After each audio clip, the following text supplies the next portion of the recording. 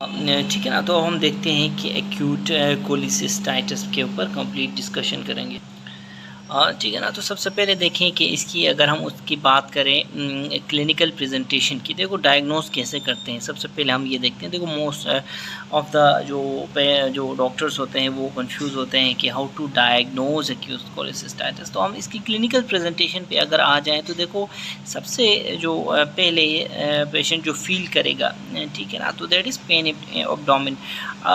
Abdomen के pain में फिर कौन से साइड की एब्डोमेन, तो राइट अपर क्वाड्रेंट पेन आपको पेशेंट को महसूस होगा। ठीक है ना। अब pain right upper quadrant abdomen pain के साथ साथ पेशेंट कंप्लेन करता है नोज़िया और वॉमिटिंग की। इसके अलावा ये जो पेशेंट्स हैं इनको इंट्रैक्टेबल डिस्पेप्सिया भी होता है। ठीक है ना। तो ये जो है ना ये क्लासिकल साइंस हैं किसके, एक्यूट कोलिसिस्टाइटिस के। लेकिन देखें कि ये जो 3 चीज़ें हैं, pen abdomen, nausea, vomiting, intractable dyspepsia, ये एक्यूट गैस्ट्राइटिस के में भी तो हो सकते हैं सारे के सारे। ठीक है। ठीक है ना। तो इसीलिए फिर हमारे पास क्या आ गया, टोक्यो गाइडलाइंस आ गए। ठीक है ना। टोक्यो गाइडलाइंस ये कॉन्फ्रेंस हुई है एक बार 2013 में, फिर हमारे पास हुई है 2018 में टोक्यो गाइडलाइंस।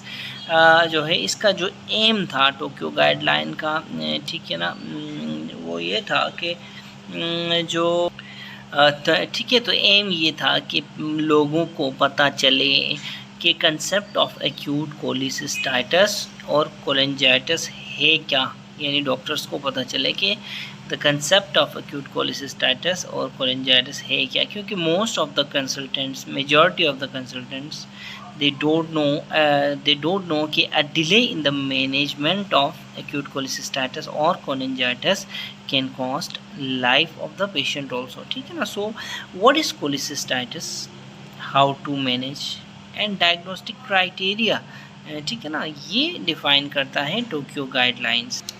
तो ठीक है ना। तो है क्या Tokyo guidelines, Tokyo guidelines is for the diagnosis, ये क्राइटेरियाज हैं, criterias for diagnosis and management, criteria for किसके लिए, क्राइटेरिया एक्यूट कोलिसिस्टाइटिस और कोलिंजाइटिस के। तो ठीक है ना, एक सेट प्रिंसिपल देता है टोक्यो गाइडलाइन। तो इसीलिए हमें ज़रूरी नहीं है हम रश करके जाएं कि भाई इस जगह में इतना पेन हो, इस जगह पे पैल्पेशन हो, ये वो है, ठीक है ना, तो ब्ला ब्ला ब्ला। तो हमारे पास ये सारा कुछ करने की तरफ जाने की बजाय हमारे पास टोक्यो गाइडलाइंस मौजूद हैं। किसके लिए मौजूद है, diagnosis and management criteria for acute cholecystitis और एक्यूट कोलिंजाइटिस के लिए। ठीक है ना। अब ठीक है ना। तो diagnostic and management criteria for acute cholecystitis and cholangitis. ठीक है। ठीक है ना। तो हम पहले डायग्नोस्टिक क्राइटेरिया की तरफ देखेंगे। देखें इसमें 3 चीज़ें हैं। लोकल फीचर्स, इसको हम ए कहते हैं। सिस्टेमिक फीचर्स, इनको हम बी कहेंगे। ठीक है, बी कहेंगे। इसी तरह फिर रेडियोलॉजिक फीचर्स, इसको हम कहते हैं सी। ठीक है ना। रेडियोलॉजी को मैं जिस तरह सर्जरी को मैं ऐसे लिखता हूँ तो रेडियोलॉजी को मैं ऐसे लिखता हूँ। ठीक है। तो रेडियोलॉजिक फीचर्स को सी। सबसे पहले देखो लोकल फीचर्स में right upper quadrant pen, very very important, very very highly important, right upper quadrant pen. ठीक है ना, यहाँ पे दर्द होगा। ठीक है। इसके साथ साथ मर्फी साइन। ठीक है। दूसरा है हमारे पास मर्फी साइन पॉजिटिव आएगा पेशेंट पे। देखें जब भी इस तरह के पेशेंट को अगर आप प्रेस करेंगे राइट अपर क्वाड्रेंट पेन पे, टेंडरनेस होगी, वहाँ पे इतनी टेंडरनेस होगी कि इंस्पायरेशन उसकी रुक जाएगी, इंस्पायरेटरी जर्क उसको पे आएगा, पेशेंट कहेगा मार दिया, तो मर्फी साइन ये पॉजिटिव आएगा इसमें। ठीक है। ठीक है ना। होता क्या है कि मर्फीज़ में जब आप प्रेस करते हैं राइट हाइपोकॉन्ड्रियम, तो जो गाल ब्लैडर होता है ना, वो टच करता है पैराइटल पेरिटोनियम को। ठीक है ना। यहाँ तक कि डायफ्राम भी उससे इरिटेट होती है, फ्रेनिक नर्व जो है वो इरिटेट होती है। ठीक है। तो जिसकी वजह से क्या होता है, इंस्पायरेटरी जर्क होता है। ठीक है ना। देखो मर्फी साइन जो है सर्जन्स के अलावा रेडियोलॉजिस्ट भी एवेल्यूएट करता है, और उसको हम इस केस में फिर प्रोब टेंडरनेस बोलते हैं। ठीक है ना। तो ये बिल्कुल वही बात है जो अपेंडिसाइटिस में भी प्रोब टेंडरनेस पॉजिटिव कहते हैं। तो ये एक जो है ना ये है। ये, ठीक है ना, प्रोब टेंडरनेस। तो हम जो है ना रिबाउंड टेंडरनेस की बजाय प्रोब टेंडरनेस के भी मार्क्स पूछ सकते हैं। For example in case of appendicitis जो क्या कहते हैं उसको, एल्बराडो जो है, ठीक है। फिर हमारे पास सिस्टेमिक फीचर्स जिसको हमने बी का नाम दिया, इसमें फीवर है, एलिवेटेड WBC से, और CRP है, मार्कर ऑफ इन्फ्लेमेशन है ये। तो ठीक है ना, ए में हमारे पास कुछ चीज़ें हैं, देखें। अच्छा, बी में हमारे पास कुछ चीज़ें हैं। अब सी में क्या है, रेडियोलॉजिक फीचर्स हैं सी में। देखो सी में देखो, ठीक है ना, तो सी रेडियोलॉजिकल फीचर्स में सबसे पहले देखें कि इसमें हमारे पास प्रेजेंस ऑफ स्टोन, ठीक है ना, बहुत ही इंपॉर्टेंट। फिर हम देखते हैं कि वॉल थिकनेस, देखो wall thickness is greater than 5 millimetre है, तो ये एक सिग्निफिकेंट एंटिटी है टूवर्ड्स द डायग्नोस्टिक क्राइटेरिया, ठीक है। फिर हमारे पास नंबर 3 पे है, हमारे पास कौन है, हमारे 3 पे pericholecystic fluid is again, pericholecystic fluid is again is a radiological entity for the diagnostic criteria in Tokyo guidelines, ठीक है। इसी तरह फिर बिलियरी स्लज है कि नहीं है, ये भी हमें देखना है। और प्रोब टेंडरनेस, वही वाली बात, मर्फी साइन के वाली बात है, ठीक है, प्रोब टेंडरनेस, ठीक है, ठीक है ना। अब इस पूरे के पूरे को हमने इंटरप्रेट कैसे करना है, देखो इस पे हमने देखा कि ए लिया, ए में कुछ फीचर्स लिए, बी में कुछ फीचर्स लिए। देखो ए में हमने 2 फीचर्स, 1 और 2 फीचर्स, बी में हमने लिए 1, 2 और 3 फीचर्स, जबकि सी में रेडियोलॉजिक फीचर्स देखो 5 हैं, इसमें रेडियोलॉजिक फीचर्स 5 हैं।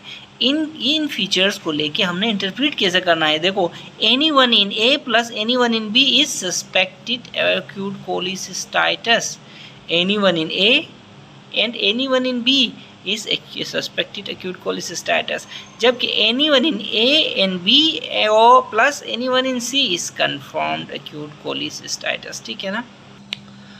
तो ठीक है ना, तो यहाँ पे आप अंदाज़ा लगा सकते हैं कि रेडियोलॉजी कितनी इंपॉर्टेंट है। देखो one touch of radiology and it is confirmed, one touch of radiology and the diagnosis is confirm. Radiology के बगैर हमने सिर्फ सस्पेक्ट किया था। तो आपको पता है कि इन्वेस्टिगेशन ऑफ चॉइस क्या है कोलिसिस्टाइटिस के लिए, definitely it is ultrasonography abdomen.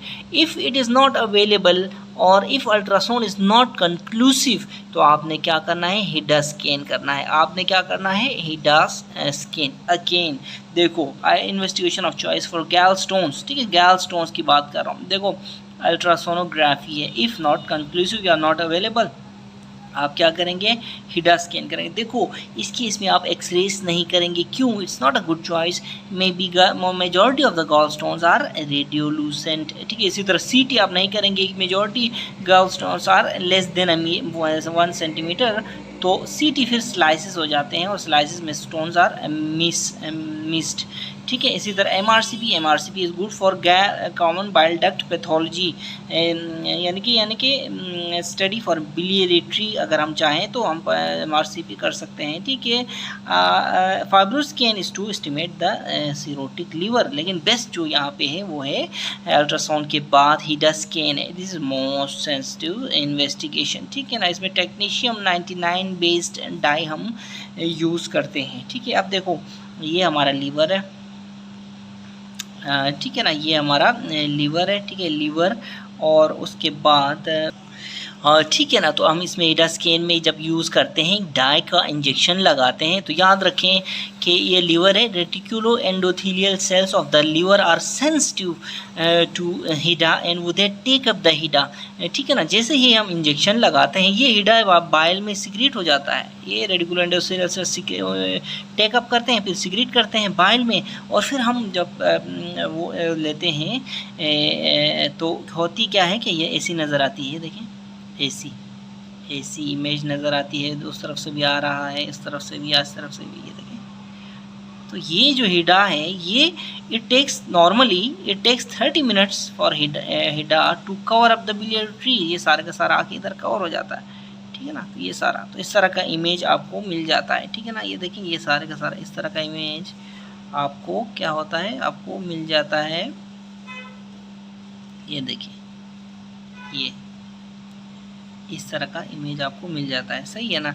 अच्छा, अब याद रखें कि अगर 30 मिनट के बाद भी आपको गैल ब्लैडर नज़र नहीं आए, हिडा में 30 मिनट के बाद आपको गैल ब्लैडर नज़र नहीं आए, तो it is definitely acute cholecystitis. ठीक है ना, ठीक है ना। तो देखो जो 30 मिनट के बाद, यहाँ पे देखो हमने क्या कहा था कि 30 मिनट के बाद हिडा जो है कवर अप करता है बिलियरी ट्री को, तो 1 घंटे के बाद देखो 1 घंटे के बाद हिडा यहाँ तक कि ये बावल तक पहुँच जाता है, ये आपने याद रखना। अच्छा, आपने एक जीबी डिस्काइनेजिया का वर्ड सुना होगा। GB dyskinesia is a condition that is एक actually non functional gall bladder. ठीक है, नॉन फंक्शनल गॉल ब्लैडर ये क्यों होता है पता है? नॉन फंक्शनल गॉल ब्लैडर अगर स्फिंक्टर ऑफ लुटकिंस का डिफेक्ट हो, स्फिंक्टर ऑफ लुटकिंस, ठीक है, लुट कितना प्यारा नाम है, लुटकिंस, स्फिंक्टर ऑफ लुटकिंस का जो डिफेक्ट हो तो इसको क्या कहते हैं, तो गॉल ब्लैडर डिस्काइनेजिया हो जाता है। अब हिडा में देखो, हिडा में अगर 30 मिनट के बाद, हमने क्या कहा 30 मिनट में ये बिलियरी ट्री को कवर करता है, ठीक है ना। तो जब 30 मिनट के बाद फेंटली विजिबल गॉल ब्लैडर हो, फेंटली विजिबल गॉल ब्लैडर हो, तो हो सकता है कि पेशेंट को क्या हो, जीबी डिस्काइनेजिया हो। ठीक है, देखो रिमेंबर, जब भी मैं बट और रिमेंबर यूज़ करता हूँ तो इट इज़ याद रखने वाली कंडीशन है। ठीक है, तो रिमेंबर कि GB dyskinesia is an answer of exclusion, is a diagnosis of exclusion until otherwise, याद रखना। ठीक है, हाँ ठीक है ना। देखो हिडा के अलावा एक और इन्वेस्टिगेशन है जो कि सेंसिटिव है, और वो कौन सी है स्टूडेंट्स? Endoscopic ultrasound.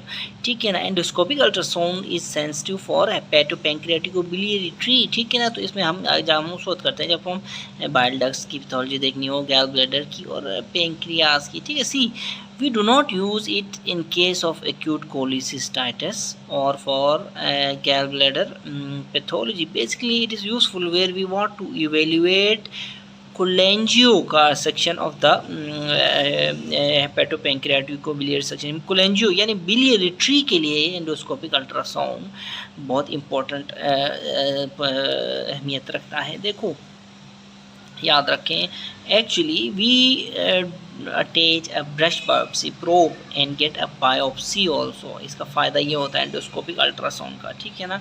अच्छा, जनरली याद रखें कि we do not do true cuts percutaneous biopsy for example, हम नहीं करते because we fear that a cancer will spread through the tract. ठीक है, मतलब अगर सुई ऐसे डाल देंगे तो उसके थ्रू कैंसर स्प्रेड करेगा, इसलिए हमने ट्रू कट्स नहीं करते। ठीक है, तो इसलिए ब्रश बायोप्सी इज प्रेफर्ड और through endoscopic ultrasound sonography guided. ठीक है, ठीक है ना। तो हम नहीं चाहते कि कैंसर विल भी डिसेमिनेट हो जाए। ठीक है, तो हम एंडोस्कोपिक अल्ट्रासाउंड करते हैं और that is gaining popularity also. ठीक है ना।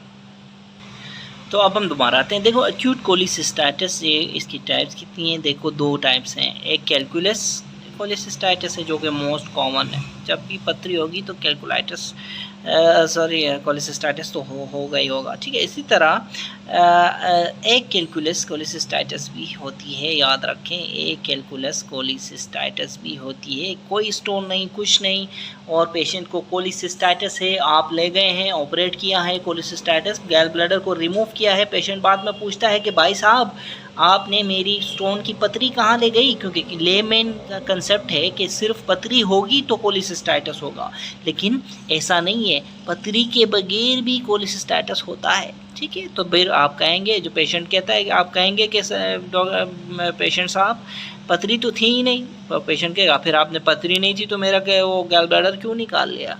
ठीक है ना, क्यों निकाल लिया? ठीक है, तो फिर कहेगा आपको गालियाँ देना शुरू हो जाएगा।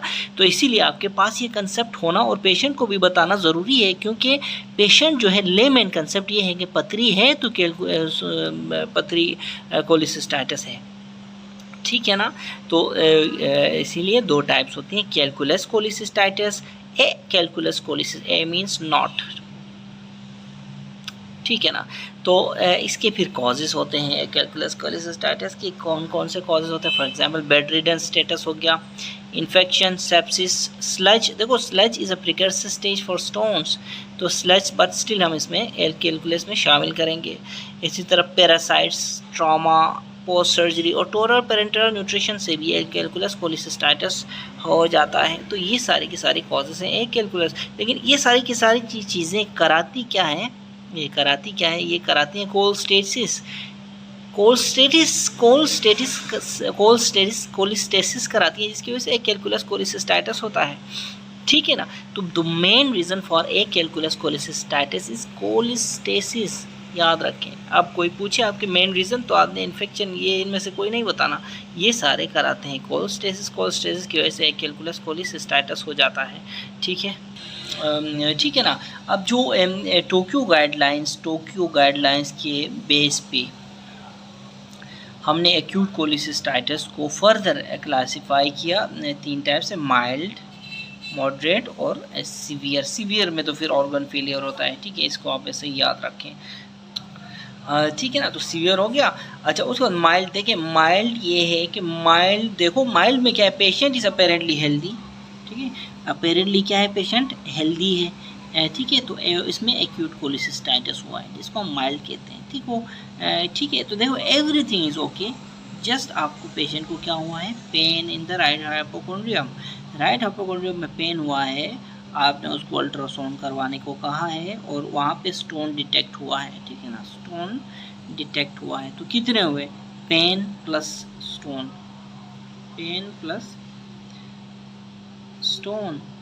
ठीक है ना, ये आपको एक्यूट कोलिसिस्टाइटिस देगा अपेरेंटली हेल्दी पेशेंट में। ठीक है, इसी तरह फिर माइल्ड मॉडरेट क्या है, मॉडरेट देखो acute cholecystitis plus any one symptom इनमें से। ठीक है, एनी वन सिम्टम मैं आपको बताता हूँ। ठीक है, फिर देखें कि मॉडरेट क्या है। मॉडरेट में देखो acute cholecystitis plus any one of the following symptom, any one. ठीक है, कौन कौन सी, number 1 pain for greater than 72 hours, एक। उसके बाद WBCs ग्रेटर देन 18,000 के, 2। और पैल्पेबल टेंडर गैल ब्लैडर।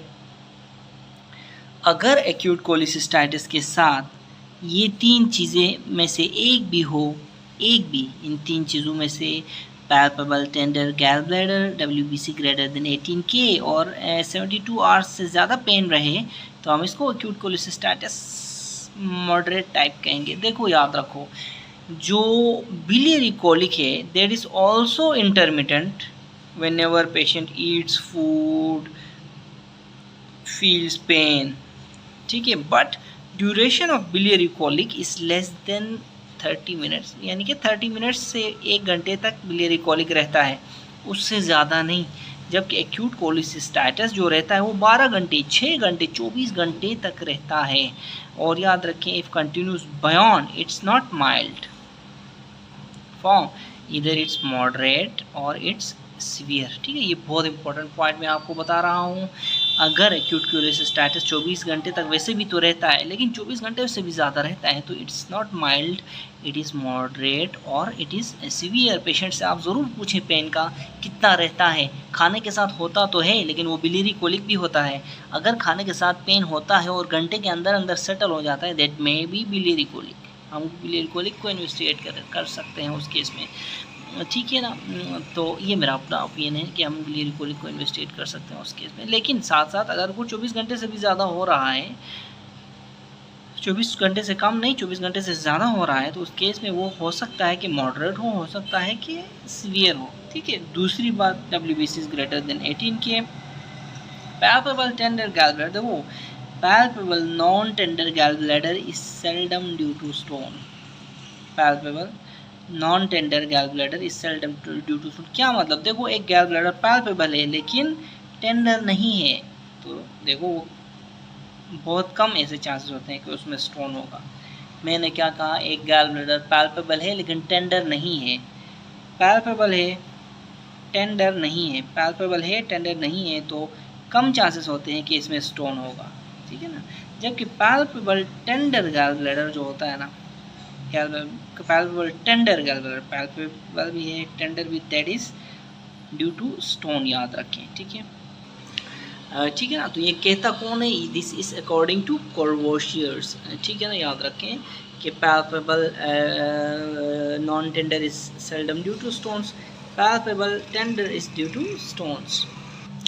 हाँ ठीक है ना। देखें ये गैल ब्लैडर है, ठीक है, इसको मैं बनाता हूँ इससे। पैल्पेबल टेंडर गैल ब्लैडर की बात कर रहे हैं, ठीक है ना। गैल ब्लैडर है तो palpable tender gall bladder is due to क्या, स्टोन्स। म्यूकोसील, देखें म्यूकोसील हो सकता है, फिर इसमें इन्फेक्शन जाए, ठीक है, तो एम्पाइमा गैल ब्लैडर हो सकता है, और फिर अदर्स, तीसरा अदर्स। म्यूकोसील एक, इन्फेक्शन दो, और तीसरा अदर्स। अदर्स में एब्सेस, पहली कौन सा एब्सेस, पेरिकोलिसिस्टिक। अब देखो पेरिकोलिसिस्टिक इधर वाला, जिस तरह पेरिकोलिसिस्टिक फ्लूइड होता है ना, वो भी इधर ही होता है, बाहर गैल ब्लैडर के बाहर, पेरी बाहर। इसी तरह पेरिकोलिसिस्टिक एब्सेस भी होता है, वो गैल ब्लैडर के बाहर, ठीक है। फिर एम्फाइजेमेटस गैल ब्लैडर, ठीक है, याद रखें। Investigation of choice for emphysematous gall bladder क्या है, ये CECT है, ठीक है, आप CECT कराएंगे। इसी तरह गैंग्रीनस या नेक्रोटाइजिंग गैल ब्लैडर, ये सारे के सारे कॉज करते हैं, क्या करते हैं, ये सारे के सारे अगर हैं, इनमें से कोई भी है तो वो कौन सी है, मॉडरेट एक्यूट कोलिसिस्टाइटिस है, ठीक है ना। If you have any one of them it is considered to be moderate acute cholecystitis, याद रखें, ठीक है। अब मैनेजमेंट की बात करें तो ठीक है ना। तो देखिए मैनेजमेंट देखते हैं अभी। मैनेजमेंट में ठीक है, मैनेजमेंट में देखें अगर माइल्ड है, देखो याद रखें जब हम पहले बेले पढ़ते थे 2013 की, ठीक है ना, तो उसमें things have changed in, they are not like previous editions, things have changed, ठीक है ना। आप देखो कि 27th एडिशन में, ठीक है, things have changed specially for moderate और सीवियर की ट्रीटमेंट में, मैनेजमेंट में। देखिए सबसे पहले चाहे वो माइल्ड हो, चाहे वो मॉडरेट हो, चाहे वो सीवियर हो, माइल्ड हो, मॉडरेट हो या सीवियर हो, हम क्या करते हैं, एंटीबायोटिक्स देते हैं और सपोर्टिव केयर से स्टार्ट करते हैं। उसके बाद प्लान करते हैं क्या, ठीक है ना। तो ये फर्स्ट स्टेप है, antibiotic supportive care, first step is same, ठीक है। अच्छा याद रखो माइल्ड के लिए अभी, फिर हमने फिर उसके बाद नेक्स्ट क्या करना है, प्लान क्या करना है, इमरजेंसी लेब कोलिसिस्टेक्टमी, ठीक है, इमरजेंसी लेब कोलिसिस्टेक्टमी, ठीक है। अब देखो फॉर माइल्ड याद रखें, there is no indication for open cholecystectomy for mild, ठीक है ना, ठीक है ना। तो याद रखें इट्स इमरजेंसी लेब कोलिसिस्टेक्टमी। देखो ये जो लेब कोलिसिस्टेक्टमी है यही है आइडियल चीज़। अगर आप नहीं जानते हैं तो वो अलग बात है, लेकिन आइडियल क्या है, लेब कोलिसिस्टेक्टमी, ठीक है ना। तो ड्यूरेशन अर्लियर जो लोग कहते थे कि 5 से 7 दिन ये वो फिलहाल था, लेकिन याद रखें if you are a confident laparoscopic surgeon you can do it any time man, any time, ठीक है ना। याद रखें at centres where laparoscopic surgeries are practised you can do it on the 21st day, 22nd day और within 2 hours, ठीक है ना। तो jolly well man, jolly well set, ठीक है ना। तो जब आपके पास advance instruments like harmonic scalpels हैं, मौजूद हैं, तो वाई टू फियर मैन, डरते क्यों, ठीक है ना, डोंट फियर अबाउट इट। या एडेजेंस, देखो एडेजेंस को हम बाद में एडेनोलिसिस भी कर सकते हैं, ठीक है, तो वैसे ऐसी कोई बात नहीं है, ठीक है। तो आप गो फॉर लेब कोलिसिस्टेक्टमी, ठीक है, हाँ ठीक है ना। अब बात आती है मॉडरेट की, सिंपल की बात ही हमने मॉडरेट एक्यूट कोलिसिस्टाइटिस की मैनेजमेंट देखें। अब वही स्टेप 1 सबके लिए सेम है, एंटीबायोटिक्स यूज़ करें, सपोर्टिव केयर दें, ठीक है ना। नेक्स्ट प्रिंसिपल है मॉडरेट में कि ड्यूरेशन ऑफ सिम्टम्स, ठीक है। देखो अगर duration of symptoms is equal to और ग्रेटर देन 7 days, तो फिर हमने क्या करना होता है, पेशेंट स्टेटस देखना होता है। पेशेंट स्टेटस, अगर patients is improving do an emergency lap cholecystectomy, अगर पेशेंट इज कॉन्स्टेंटली वर्सनिंग, आप क्या करेंगे, आप फिर यहाँ पे रोल आता है एडवांस सेंटर्स का। अगर स्टेटस कॉन्स्टेंटली वर्सनिंग है और पेशेंट अगर एडवांस सेंटर में है तो उसकी हम एडवांस सेंटर में एंडोस्को इमरजेंसी लेब कोली कर सकते हैं। अगर नॉर्मल किसी सेंटर में है तो हम क्या करेंगे, हम फिर नेक्स्ट उसमें करेंगे कि क्या करेंगे, एक तो या फिर रेफ़र कर देंगे towards advance centre, normal centre में, या फिर उसकी conservative management for 4 to 6 weeks। लेकिन याद रखें कि the only way to get rid of cholecystitis is get rid of gall bladder, ठीक है ना। जब तक गॉल ब्लैडर को आप नहीं निकालेंगे तो आप कोलिसिस्टाइटिस से आप बच नहीं सकते, या नहीं आप अपने पेशेंट को बचा सकते हैं, ठीक है ना। तो conservative management for 4 to 6 weeks दे दें भी, तब भी हमारे पास ये गारंटी नहीं है कि पेशेंट रिलीव कर पाएगा, ठीक है। तो अल्टीमेटली फिर हमने उसको इंटरवल लेप्रोस्कोपी लैप कोली करनी पड़ती है। एक तो इमरजेंसी लैप कोली है ना, एडवांस सेंटर्स में होगी, एक है हमारे पास इंटरवल लेप्रोस्कोपी, ठीक है ना। तो ठीक है ना, तो याद रखें, ठीक है। लेकिन फिर मैं एक बात कहूँगा, आप यहाँ पे देखें कि ओपन कोलिसिस्टेक्टमी ये एक टेबो नहीं है। अगर कोई सर्जन ओपन कोलिसिस्टेक्टमी करता भी है तो इसका मतलब ये नहीं है कि वो एक बुरा सर्जन है, ठीक है। कई सालों तक ये दुनिया के तमाम सर्जन्स ये करते रहे हैं, ठीक है। लेकिन अब इसका ट्रेंड थोड़ा थोड़ा कम होता जा रहा है, ठीक है। तो देखिए अल्टीमेटली ऐसा होता है कि अगर आपने किसी पेशेंट का सोच रहे हैं कि आप ओपन कोलिसिस्टेक्टमी इसकी कर लेंगे, तो आप उससे बेहतर ये है कि आप इसको किसी एडवांस्ड उसमें सेंटर तक रेफ़र कर दें, ठीक है ना। तो आपने अपनी ईगो को पेशेंट बेनिफिट के ऊपर कंप्रोमाइज़ करना है, ठीक है ना। तो आप रेफ़र करेंगे तो that patient can be handled very well, ठीक है ना। तो याद रखें, अगर इसके बारे में मैं कहना चाहूँगा, कोई भी सर्जरी लेप्रोस्कोपी में जो होती है वो अगर टफ़ है तो वो डबल टफ़ होती है ओपन में, ठीक है ना। डबल टफ होती है वो ओपन में, क्यों? क्योंकि लेप्रोस्कोपी में आप एक मैग्नीफाइड व्यू मिलता है आपको, जबकि कॉम्प्रोमाइज्ड व्यू मिलता है आपको ओपन सर्जरी में। तो मैं कहना चाहता हूँ कि कोई भी सर्जरी दैट इज़, अगर लेप कोली फॉर एग्जांपल ले लो, अगर लेप्रोस्कोपिक सर्जरी अगर टफ़ है तो open cholecystectomy double times tough होगी, ठीक है ना। ठीक है। अब देखें सीवियर एक्यूट कोलिसिस्टाइटिस में हमने क्या करना है।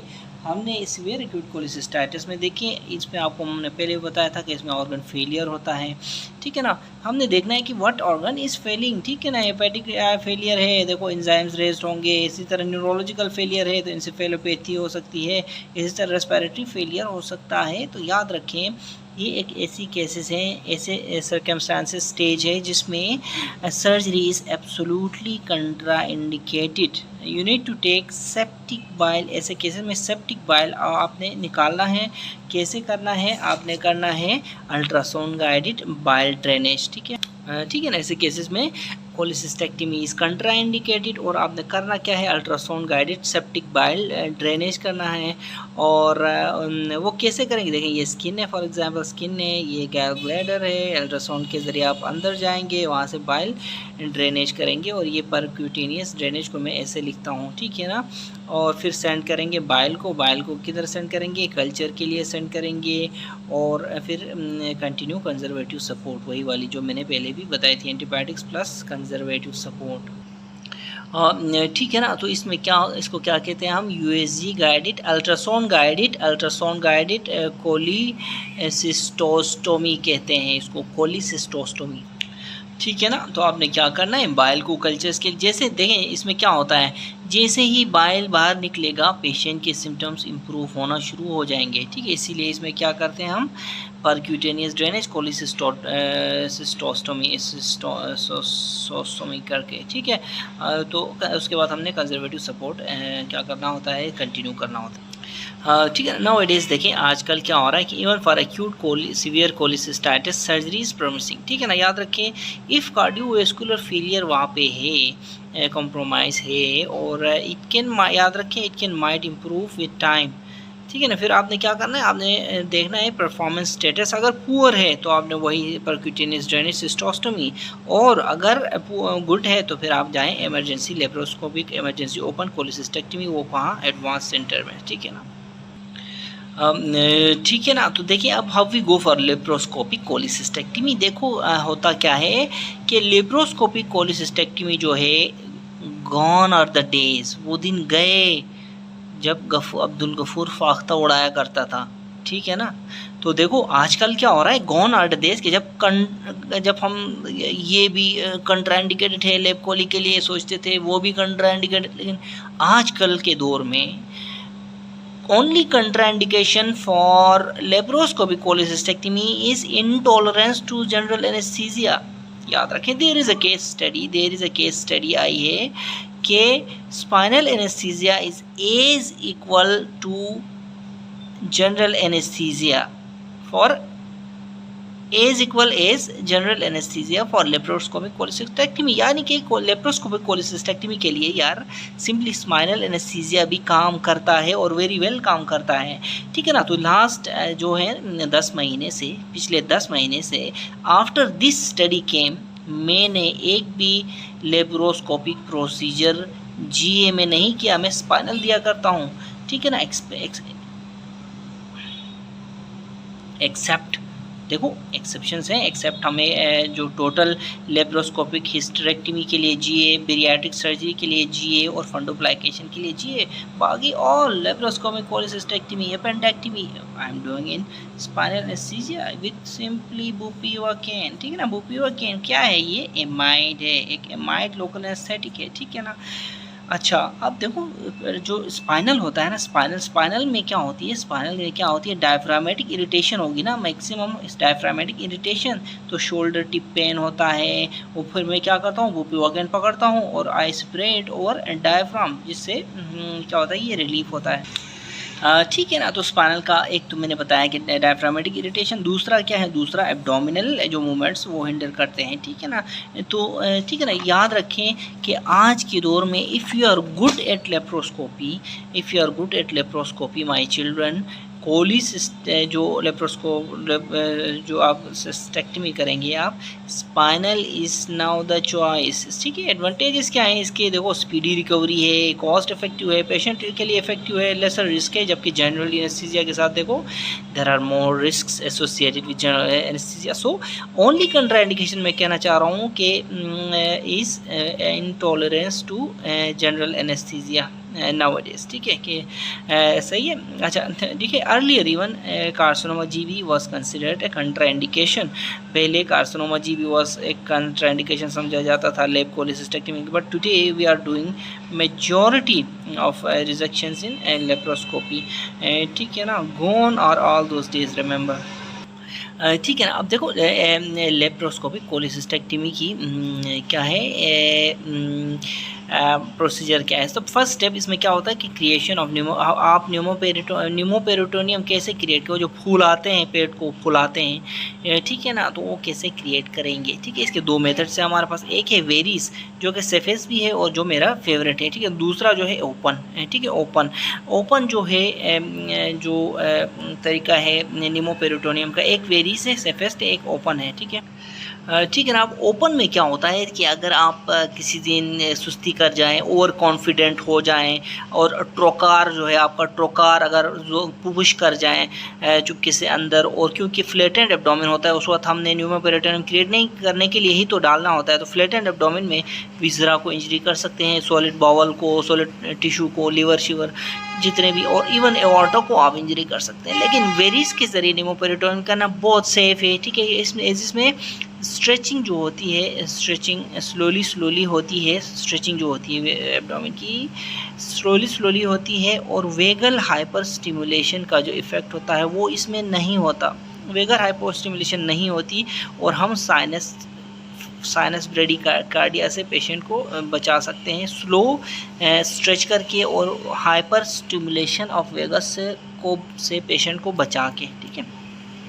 हाइपर स्टिमुलेशन होगी, पैरासिम्पैथेटिक सिस्टम है, पैरासिम्पैथेटिक सिस्टम जब और स्टिमुलेट होगा तो वो ब्रेडिकार्डिया कराता है, स्टिमुलेट होता है तो ब्रेडिकार्डिया, और स्टिमुलेट होता है तो फिर और भी फेटल ब्रेडिकार्डिया, साइनस ब्रेडिकार्डिया करा सकता है, ठीक है। ठीक है ना। तो एक बार जब न्यूमोपेरिटोनियम बन जाता है तो हमने पोर्ट्स इस्टेब्लिश करने हैं। देखें ये सेकंड स्टेप है, इसमें बेसबॉल डायमंड कंसेप्ट है, ठीक है। देखो फॉर एग्जांपल अगर यहाँ पे ये जो आपका ये जो दायरा है ये आपका क्या है, ये आपका है एब्डोमेन, और यहाँ पे आपका टारगेट है, तो आपने 2 आर्क्स बनाना है, आर्क 1 18 सेंटीमीटर के लेवल पे, आर्क 2 बनाना है आपने कहाँ पे 24 सेंटीमीटर के लेवल पे, ये सेंटीमीटर्स में। देखो इन बिटवीन आर्क 1 एंड 2 आप डाल देंगे अपना कैमरा पोर्ट, और ये सिर्फ इस जगह में नहीं, आप किसी भी जगह पे रख सकते हैं, लेकिन देखें आप इस लाइन पे इस लाइन पे किसी भी जगह पे कैमरा पोर्ट रख सकते हैं बिटवीन 18 एंड 24, ये आपका टेलीस्कोपिंग पोर्ट है, ठीक है ना। तो camera port anywhere in between 18 to 24, all the sites are where you can put camera, वही वाली बात है। But majority of the times ये जो फॉल करता है at the level of umbilicus, ये जो आँख है, ठीक है, ये आँख है at the level of umbilicus. तो umbilicus is the most favourable site for insertion of the telescope या कैमरा पोर्ट, ठीक है। ये कैमरा देखो अगर आप करीब करते हैं तो वही टू क्लोज हो जाता है, कैमरा है ना, कैमरा उसको फोकस करना है आपने बराबर करके, और या टू फार करते हैं तो आपको सही नज़र नहीं आता, टू क्लोज करते हैं तो फिर वो आपको अजीब लगता है, ठीक है ना। तो इसलिए umbilicus is the most favourable position for telescoping, ठीक है। कैमरा पोर्ट बनाने के बाद हमने क्या करना होता है दूसरे पोर्ट्स में, ऑपरेटिंग पोर्ट्स। देखो ऑपरेटिंग पोर्ट्स ऐसी जगह पे हों कि मैक्सिमम एंगल जो है वो 90 डिग्री बने, मैक्सिमम याद रखें, मैक्सिमम 90 डिग्री बने। फॉर एग्जांपल टारगेट है ये जो है, ये हमारा क्या है, कैमरा पोर्ट है 18 और 24 के बीच में, इनके पास मैक्सिमम एंगल जो है क्या हो सकता है 90 डिग्री का बने, 90 डिग्री से ज़्यादा नहीं। इस तरह देखो फॉर एग्जांपल ये 90 डिग्री है, किसके साथ 90 डिग्री है, ये हमारे कैमरा पोर्ट के साथ 90, ठीक है। तो इस जगह में हो सकता है एक पोर्ट, दूसरी जगह में हो सकता है ये पोर्ट। देखो तो फॉल कहाँ करता है, एक एपिगेस्ट्रियम में 10 मिलीमीटर पोर्ट ये एपिगेस्ट्रियम में फॉल करता है, ठीक है ना। देखो if it is 90 degree comfortable, if it is too close, देखो ज़्यादा क्लोज है, यहाँ पे क्लोज है, ठीक है ना, तो भी आपको बहुत मुश्किल हो जाएगी, आपको शोल्डर ब्रूसाइटिस हो जाएगा, आप ऐसे कर रहे होंगे, ठीक है। फिर तो ये इसका कंफर्टेबल जगहों पे आपके ऑपरेटिंग पोर्ट्स का होना लाजमी है, ठीक है ना, ठीक है ना। तो देखिए कितने पोर्ट्स, हमारे एपिगेस्ट्रिक पोर्ट हो गया, ये 10 mm का होता है, right subcostal port 5 mm का होता है, और इसी तरह ये जो पोर्ट है हमारा, ये अम्बलाइकल पोर्ट है, ये कैमरे वाला, और ये जो है हमारा RIF पोर्ट। देखो राइट सब कोस्टल पोर्ट और राइट इलियक फोसा पोर्ट, ये जो दो हैं देखो 5 मिलीमीटर पोर्ट है, ये स्मॉलर हैं, क्योंकि पता है इसमें से हम कोई चीज़ एक्सट्रैक्ट करने की इनके ज़रिए हमें ज़रूरत नहीं होती, हमें 10 मिलीमीटर पोर्ट के ज़रिए हमें चीज़ें एक्सट्रैक्ट करनी पड़ती हैं, ठीक है। राइट इलियक फोसा पोर्ट जो होता है इसको ट्रैक्शन पोर्ट बोलते हैं, ट्रैक्शन पोर्ट। देखिए यहाँ पे 5 मिलीमीटर पोर्ट्स कौन कौन से हैं, राइट इलियक फोसा और right subcostal port 5 millimetre, why they don't have to extract anything, इसलिए ये 5 मिलीमीटर के रखे गए हैं। मेन ऑपरेटिंग पोर्ट कौन कौन से, एपिगेस्ट्रिक पोर्ट और राइट सब कोस्टल पोर्ट, ये देखो ये दोनों मेन ऑपरेटिंग पोर्ट्स, एक 10 मिलीमीटर का, एक 5 मिलीमीटर का, ठीक है। इसी तरह ट्रैक्शन पोर्ट किसको कहते हैं, इसको कहते हैं राइट इलियक फोसा वाले पोर्ट को हम ट्रैक्शन पोर्ट कहते हैं। इस डायग्राम को आपने सही तरीके से रोक के देखना है, ठीक है, ठीक है ना। जैसे ही हम पोर्ट्स क्रिएट करते हैं तो हमारा नेक्स्ट जो स्टेप होता है, हमने डायसेक्शन करना होता है कैलोट्स का, ये तीसरा है, ठीक है। हमने पहले क्या किया, नीमोपेरिटोनियम शुरू किया, करने के बाद हमने पोर्ट्स सेट किए। तीसरा हमारे पास है कैलोट्स को डायसेक्ट करना, कैलोट्स को आइडेंटिफाई करना और डाइसेक्ट करना। वी डाइसेक्ट द कैलोट्स, ठीक है। Once Calot is dissected with harmonic scalpel, याद रखें हार्मोनिक स्कैल्पल से हम कैलोट्स डाइसेक्ट करते हैं। डाइसेक्ट करने के बाद we put clips on cystic artery and cystic duct, ठीक है ना, ठीक है ना। ये देखें ये सिस्टिक आर्टरी आ रही है, ये सिस्टिक डक्ट आ रही है, इस पे देखो यहाँ भी एक क्लिप, 2 क्लिप्स इधर, यहाँ भी एक क्लिप, 2 क्लिप्स इधर, यहाँ भी एक क्लिप, यहाँ भी एक क्लिप, फिर हम इसको यहाँ से काट लेते हैं, ठीक है। यहाँ से काट के फिर ये अलग करते हैं, इसके एडिशंस होते हैं, इसको खोल के उठा लेते हैं। तो 2 clips each, divide, then we deliver out the GB through. Deliver कैसे करेंगे, देखो मेन ऑपरेटिंग पोर्ट से डिलीवर करेंगे, ठीक है, ठीक है ना। तो ये एडिशंस जो है देखो, एक होता है मेरीलेन फोर्सेप्स होता है, वो आर्टरी फोर्सेप्स का ही के ही बराबर, इससे हम एडियोनोलिसिस करते हैं, ऐसे जो होते हैं ना, इनसे एडियोनोलिसिस बाहर भी अंदर भी, ठीक है, पहुँचने तक भी और उसके बाद भी, ठीक है, फिर उसको हम निकाल लेते हैं। 2 क्लिप्स आर मेड ऑफ, देखो क्लिप्स जो हैं, क्लिप्स ये टाइटेनियम के होते हैं, और how to put clips and remember जो, ठीक है ना। इससे पहले मैं आपको यहाँ बताता हूँ, यहाँ पे देखें जो कैलोट्स ट्रायंगल एक तरफ आ रही है, कॉमन हेपेटिक आर्टरी आ रही है, ठीक है, एक तरफ आ रहा है, कौन आ रहा है, एक तरफ सिस्टिक आर्टरी आ रही है, एक तरफ आ रहा है सिस्टिक डक्ट आ रही है, ठीक है ना, cystic duct towards the liver, ठीक है। ये ट्रायंगल जो है इसको हम कैलोट्स ट्रायंगल कहते हैं, CCC याद रखना है इसमें, cystic artery, cystic duct and common hepatic artery, ठीक है, ये इस तरह आपने याद रखना है। अब याद रखो कोलस ट्रायंगल एक और ट्रायंगल में के अंदर मौजूद होता है, उस ट्रायंगल का भी नाम आना चाहिए आपको, ठीक है ना। तो क्लिप्स की मैं बात कर रहा था, दे आर टाइटेनियम क्लिप्स हैं, ठीक है ना। ये क्लिप्स कैसे पुट करते हैं, देखो क्लिप्स मैं आपको ये बताऊंगा कि क्लिप्स को पुट करने का तरीका। देखो both the jaws of the clips should be visible जब आप उसको प्रेस कर रहे होंगे, ठीक है, ये बात आपने याद रखना है। तो टाइटेनियम क्लिप्स जो होते हैं, देखो रिस्क ऑफ स्लिपेज इनमें होता है, और सिस्टिक डक्ट में जो है ना कैट आई स्टोन फॉर्मेशन होती है इसमें, इनका ड्रॉबैक है, ये टाइटेनियम क्लिप्स का ड्रॉबैक है, इसलिए हम हीमोलॉक क्लिप्स यूज़ करते हैं। हीमोलॉक क्लिप्स को क्या होता है, ये polymer of silicon and other Alois, तो ये हीमोलॉक क्लिप्स आजकल बेटर चल रहे हैं, ठीक है ना। ठीक है, हीमोलॉक के फ़ायदे क्या हैं, इसमें 0% चांस होता है स्लीपेज का, अनलाइक टाइटेनियम क्लिप्स। और I have stopped using titanium clips, याद रखें मैं हीमोलॉक क्लिप्स ही यूज़ करता हूँ आजकल, ठीक है ना। और याद रखें जो ठीक है ना। तो देखो कि यहाँ पे मैं आपको एक बात बताना चाहूँगा कि जो होती है ना हार्मोनिक स्कैल्पल आप इसमें लेपकोली में यूज़ ना करें, डू नॉट वेस्ट इट, क्योंकि यहाँ पे तो जो है मैंने आपको बताया था आपको दिखाने के लिए, वरना तो इसको वेस्ट ना करें लेपकोली के लिए हार्मोनिक स्कैल्पल, ठीक है ना। अच्छा, उसके बाद मेरीलैंड आर्टरी फोर्सेप्स का मैंने आपको बता दिया, डियोनेलिसिस ये आर्टरी फोर्सेप्स ही है, ये मेरीलैंड वाला। इसी तरह यहाँ पे याद रखें कि इस जगह में एक लिम्फ नोड होता है, इसको लिम्फ नोड ऑफ लुंड बोलते हैं, लिम्फ नोड ऑफ लुंड बोलते हैं, ठीक है ना, एक लिम्फ नोड होता है, सही है। अच्छा, उसके बाद